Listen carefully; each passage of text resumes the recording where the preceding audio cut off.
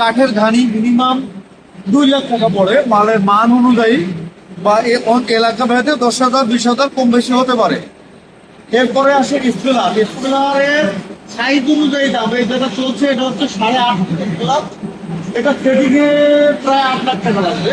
তার পাশে হলো 6.5 ফুট, এটা তো পার্ট টু পার্ট এর হিসাব আছে। তারপরে ওটা চলছে ফিটার মেশিনের দাম, এটা যেটা চলছে এটা 12 ইঞ্চি, এটা ধরেন একটা 20,000 টাকা দাম। ওই পাশে যেটা খোলা ওটা হচ্ছে 18 ইঞ্চি, ওটা প্রায় 2 লাখ টাকা দাম।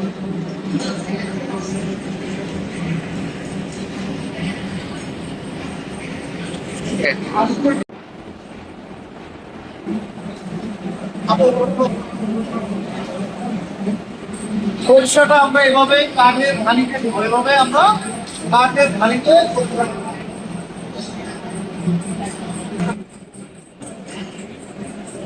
কাঠের ঘানি থেকে 75% তেল বের করার পরে এটা হচ্ছে খোল সহ তেল, এখানে 25% তেল অবশিষ্ট আছে। তো আমরা মেশিনে দিচ্ছি, এটা হচ্ছে স্প্রেডার মেশিন। স্প্রেডারে দেওয়ার পরে 25% তেল ডেলিভারি করার পরে এটা হচ্ছে খোল, এভাবে খোলটা ডেলিভারি হচ্ছে। এটা হলো খোল, এটা এখন বিভিন্ন মৎস্য প্রজেক্টে বা গরু প্রজেক্টে গরু খামারে